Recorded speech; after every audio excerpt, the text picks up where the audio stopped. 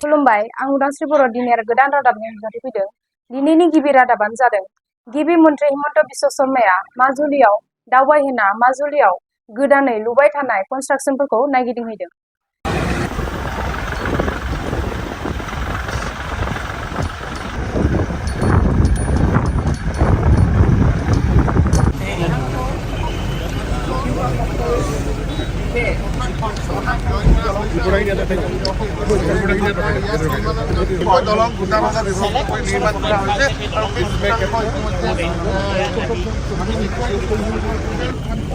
गिबि मावफुं प्रमद बर'आ क'क्राझाराव सान्ति समृद्धि फोरबो फालिदों आरो थांनाय 3 बोसोरनि खामानि मावनाया मोजां जादों होनना फोरमायदों। लोगोसे मोदी आरो अमित शाहखौ साबायखरबो बावदों। ऐतिहासिक बोडो समझौते से अब असम का एक बहुत बड़ा हिस्सा शांति और विकास के मार्ग पर लौट आया।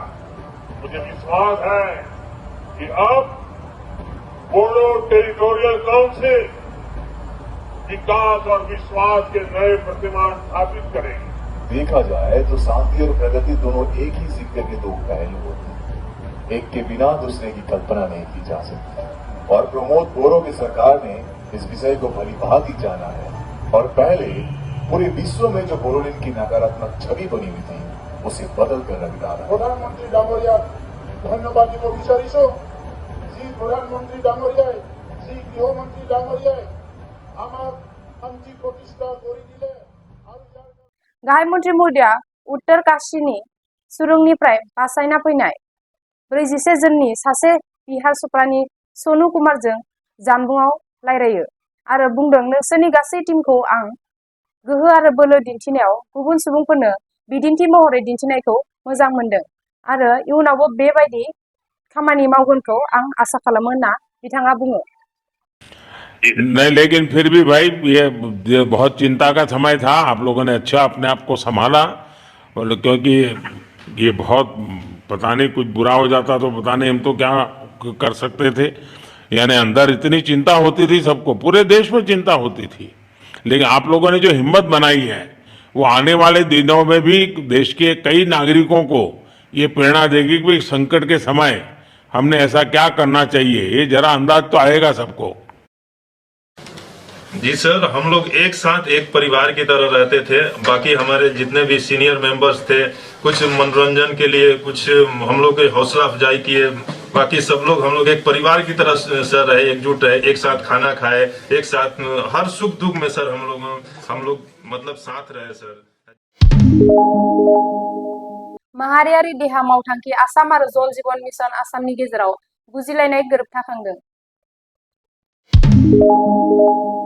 हाग्रामा महिलारिया थांनाय 17 बोसोर नाङै गोरोन्थि खालामनायखौ लानानै रायजोफोरनिसिम निमाहा बियोब्ला बिथांनि थाखाय मोजां जागोन होनना बिटिआरनि सीएम प्रमद बर'आ बुंदों। बड'लेण्ड मुलुग सोलोंसालिनि भिसिखौ बोख्लायनायनि दाबियाव सोमावसारनायनि सम फारिलाइ फोसावदों एबसुनि आफादा। नागालेण्डआव हर्नबिल फोरबो फालिनायाव आसाम सरकाराबो अनसुंथाइ होगोन होनना फोसावदों। फिन खनसेबाव कर'नानि उनाव चीन हादोराव नुजाथिनाय गोदान बेरामा मुलुगखौ जिंगानायाव खोख्लैदों। उत्तर काशीयाव सा 41 जन सुबुंनिफ्राय बायजोआव दिहुननाय लोगो लोगो लेबारफोरनि मोखांखौ गोदान जिउ मोननाय बादि नुनो मोनो। इजराइल हामासनि दावहा दोनथ'नायाव सुबुंफोरा मोजां मोनदों आरो बे दोनथ'नायाव साननै बांबावबाय। नेशनेल हकी चेम्पियनशिपनि फाइनेलाव पान्जाब आरो हारियानानि गेजेराव जागोन। क'क्राझाराव बिपिएफ दोलोनि गेदेरथार जयनिं हाबाफारि आरो इउपिपिएल दोलोनि मावथि सोद्रोमाफोरा बिपिएफ दोलोआव हाबफैदों। चिराङाव सा 325 गुन गोनां फरायसाफोरनो आनन्दराम बरुवा बान्था गथायनाय हाबाफारि खुंदों। आनन्दराम बरुवा स्कलारशिप गथायगोन डक्टर हिमन्त बिश्व शर्मा बुंदों। फैगौ बोसोरनिफ्राय 5, 8 आरो 10 थाखोनि गासै 30,000 फरायसाफोरनो आनन्दराम बरुवा बान्था गथायगोन। बिटिआरनि मोनफ्रोमबो बियाबाव सुफुंनाय बायदियैनो नं 36 हरसिंगा बियाबावबो जोबोर गाजा गोमजायै सा 100 लाइमोनफोरनि गेजेराव मोनसे जथुमा एन्ड इन्टारेक्टिभ सेसन सुफुंलांजाबाय।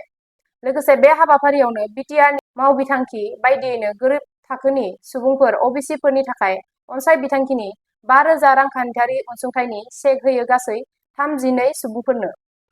दिनैनि रादाबा एसेनोसै। गोजोन्थों।